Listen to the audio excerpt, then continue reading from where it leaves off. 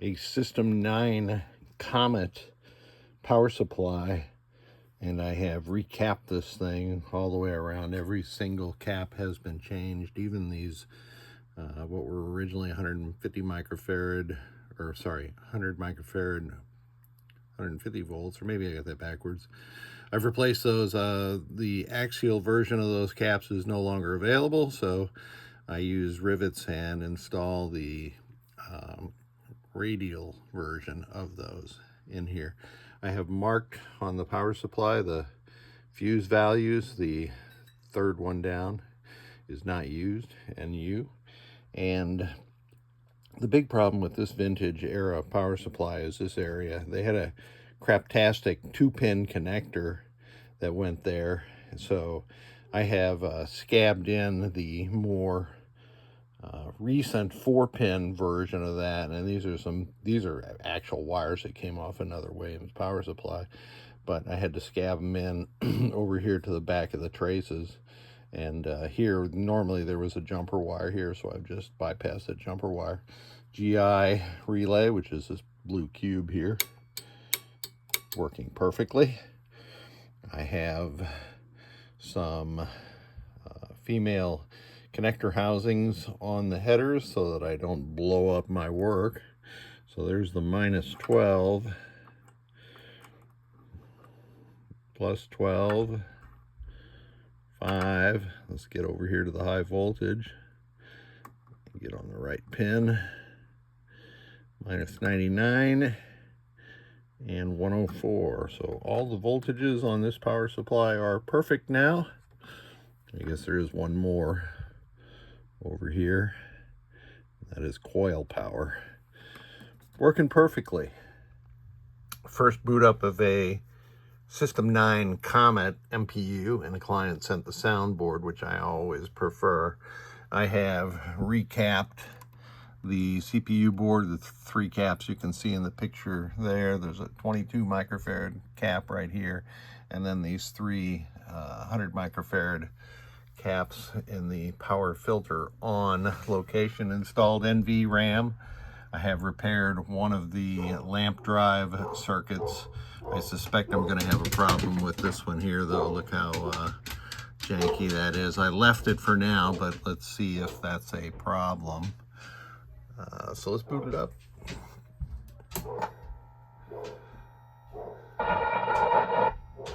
All right. Clearly that's not the right sounds.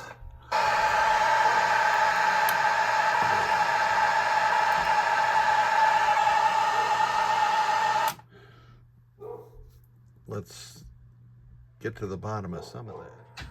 Okay, I rebooted it and those random sounds went away. There's some things I can see right away. I hope it's showing through on the video, but column 6, that is locked on. And I looked it up in the intervening time, and it is this tip 42C that is involved in that circuit. I can't say that's the problem, but we'll see about that. Let's put it through the rest of the testing while we're here. Display test, and then sound test.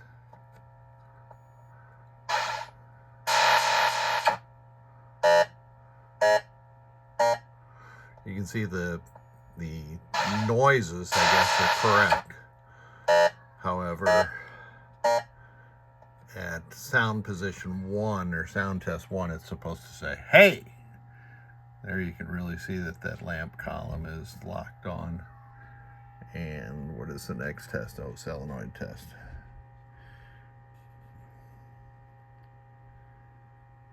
These are the flipper ground enable LEDs, left and right flipper.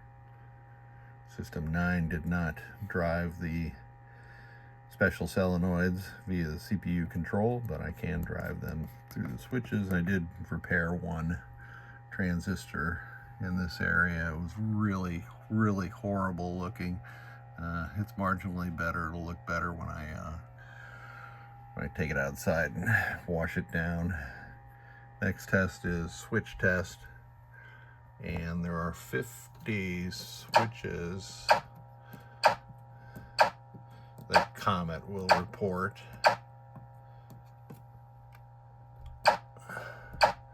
There you go. I've already placed this on free play, so I'm going to advance through. And the game, well, I held my finger on there too long. Let me just reboot it. It's supposed to make a sound similar to that on boot, but there's something definitely going on over here on this speech board. And since it's not saying hey, which comes from this CVSD, I suspect that. I did, and this is the advantage of sending your boards to somebody who's been at this for a while. I've got a spare speech board labeled mine up there, and it's jumpered for 2732s, and it happens to have Comet ROMs in it. I did install it, and then everything works perfectly. I also have Victor's multi soundboard I'm going to connect up here, and that one should work also. So this is the multi-system 6, 7, 9 board that Victor constructed for me. Really super cool. Underneath there's a ROM that contains all the sound images that go onto the speech boards for games like Comet and Firepower, Black Knight, etc. And you can see that now we're getting the hey to position 1. So what I've done, this is called differential testing. Let me get out of that. And since I know that the sounds are working with Victor's board plus my board, the problem has to be on this board. So again, I guess experience is telling me that it's probably this 55536. So let's get that out of there and see if we can make this work. So here's the problem with the lamp matrix. That's a tip 122 that I pulled out of the suspect location. Of course, that's not the right part. It's supposed to be a tip 42. A tip 32 will do in a pinch, but a 42 is what is called for from the factory. So I removed that and cleaned up the traces a little bit. They're pretty roasted. In fact, this whole board is kind of a physical disaster, but we're going to say it works. So there's no point in trying to clean up the cosmetics. After I wash it, it'll look better. I'm going to replace this header. It's pretty janky. This is the lamp column header. And I had to take out a 27 ohm resistor to see where the traces led, and I'll put a new 27 ohm resistor in there. All right.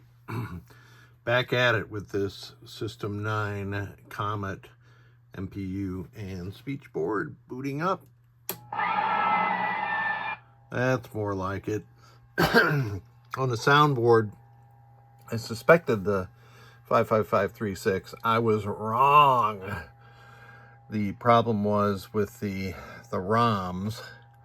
Sorry.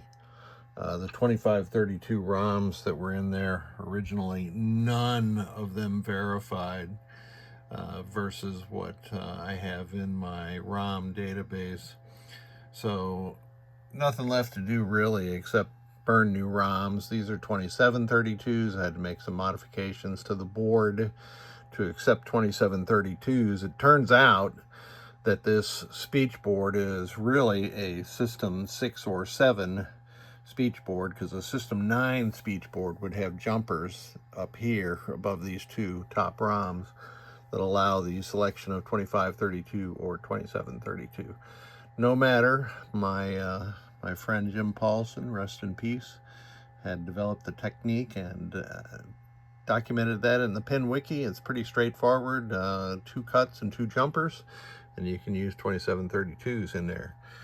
Moving over to the lamp matrix, after replacing this tip 42C and cleaning up the traces below it, I found that column 6, sorry, this one, which is now operating properly, was slightly dimmer, or quite a bit dimmer, than the rest of the columns. So That could have been a couple of problems. To minimize the number of trips between here and my repair bench, I replaced the 2N6427. That's the pre-driver for the tip 42. I replaced this 27 ohm resistor. Why does that say 25 ohm? Interesting. That came out of the 27 ohm bin. Doesn't matter. Close enough, I'll say. And I replaced this header. I'm gonna have to check the rest of my bin there. That is strange. And you can see now that this lamp matrix is operating correctly. So let me put her into test one more time. Show you the display test is working properly. Lamp. Sorry.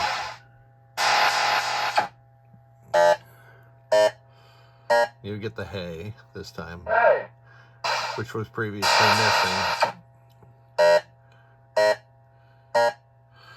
Now we'll go to lamp test, and you can see those are all equally bright. Solenoid test. Get my probe out of the way there. We're not going to get any surprises here. We've already tested this perfectly fine. And again, System 9 doesn't drive the special solenoids from the CPU. It's strictly speaking a switch-driven thing, which is a great reason to get a hold of Victor's one-shot trigger board that he has developed. Last test, I believe, is switch test, and again, it goes up to switch 50.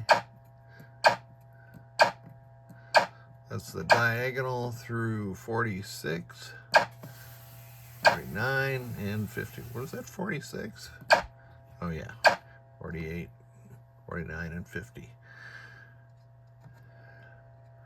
I have set this game to free play already by setting